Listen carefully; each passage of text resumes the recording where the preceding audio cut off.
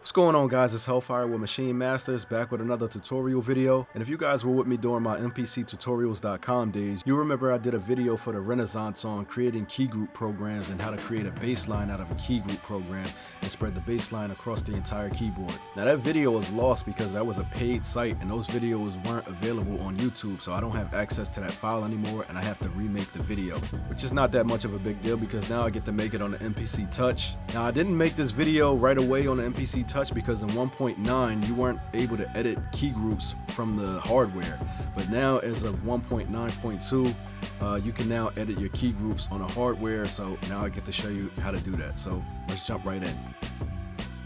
Now originally I come from the MPC 2000 Excel, and I used to always use this feature for my bass lines when I used to make beats on the Excel, and it was real easy to set up. All you had to do was go to the sample, and you can tell the machine to automatically create a chromatic program from the sample, and it will spread the sample out chromatically across all the pads, and you can trigger it from your keyboard and play it just like an instrument. In Machine, it has something very similar with its keyboard mode. All you do is put a sample on the pad, you turn on keyboard mode, and the sample is spread across all the pads and across your entire MIDI controller or whatever keyboard you're using. And the same thing is accomplished in the MPC software using a key group program. So I'm gonna show you how to do that. So the first thing I'm gonna do is I'm gonna load up this 808 sample by my man A-List Fame, and this is from his Intentional Damage sound pack, which is available on machinemasters.com right now, so make sure you check it out. So it's just a trap style 808. I'm just gonna load it into the software. All right, so now we have our sample in there. Go out to main mode. Now, what you wanna do now is you wanna create your key group program. So you're gonna go to the program type selection box, and you're gonna hit the one that looks like a little keyboard. So that's for your key group. So we're gonna press that, and now we have a new key group program created. So next thing we wanna do is we wanna go into program edit.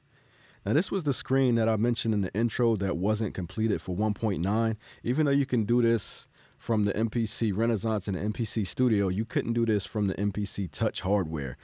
So as of 1.9.2, you can now edit key group programs from the hardware. So let me show you how to do that. So right now you can see we're on the master tab, and it shows us all of our different functions. You can set the polyphony, the tuning of the sample, you know, things like that. Right now we have nothing loaded in, so when we hit the pads, we don't hear anything. So we want to go to the samples tab, and then the first layer you're gonna see is set to none. So we could just turn the jog wheel and pick our sample, or you can double tap the field to bring up your samples list. So if you had other samples loaded, they would all be listed here. So now you can hear when we press the pads,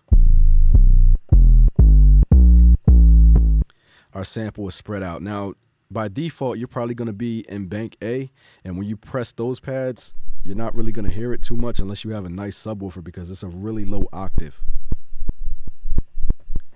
All right, so usually you stick around bank D, and that's where you can hear it. Now you can see that I have to hold the pads in order for the sample to play out. So what we wanna do is we wanna go back to the master tab, and we wanna set our sample play to 1 shot.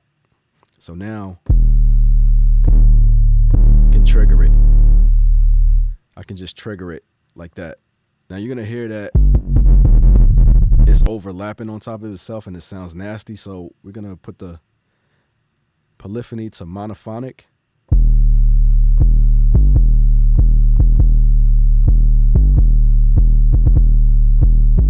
And now we can play it like a real 808 is supposed to be played. Now the other thing you're gonna notice is that if you play your MIDI controller keys, it's gonna trigger the 808. And you can play it just like it's an 808 sample from a VST instrument or something. So it plays all the way up and down the keys. Now, if you happen to know the root note of the sample, you can go to the pan velocity page, and you can see on the 4th column, you have your root note. So by default, it's gonna be set to sample, and it's gonna put the sample on middle C. So if I press middle C on my keyboard, you're gonna see that it's playing the original sample. So if I click here, and I press middle C, it's playing the same thing. But if you know the actual root note, like sometimes it will be in the sample name, you can set it here to whatever it is on all 128 notes of a keyboard. So I don't know the root note of this, so I'm just going to leave it to sample, and it'll work just fine like that. Now, the other thing you can do is you can go to the filter page, and you can put a filter on it. Right now, it has that raspy trap 808 sound. If I want to make it more smooth, I could put the low pass on and cut out some of the highs and just make it like more like a sub. And this applies to the entire program, every pad, so you only have to do it once, unlike a drum program where you would have to filter each pad individually. Now, another cool thing we can do is if we go to the LFO modulation page, you're going to see we have the pitch bend. So if I crank this thing all the way up, and I'm going to play it from my keyboard, watch what we can do.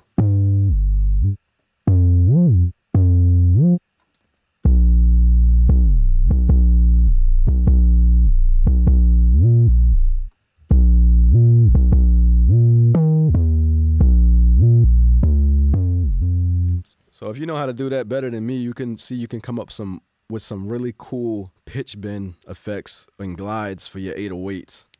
So if we go back to the master tab, you're going to see here we have our note range assignment. So basically what that allows you to do is, if I bring this down, you'll see on the screen that the red range is being decreased.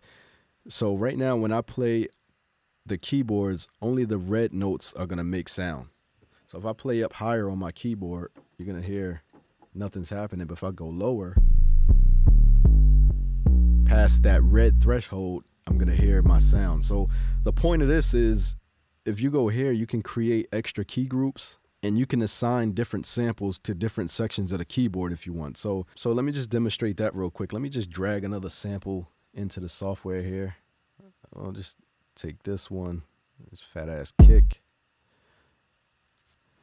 All right, so if I go to program edit again, you can see right now I have 2 key groups created. Now I'm on the second one. There's one, this is the second one. So basically I go to the samples tab, and now I'm gonna pick my second sample. And now I have my other kick in there.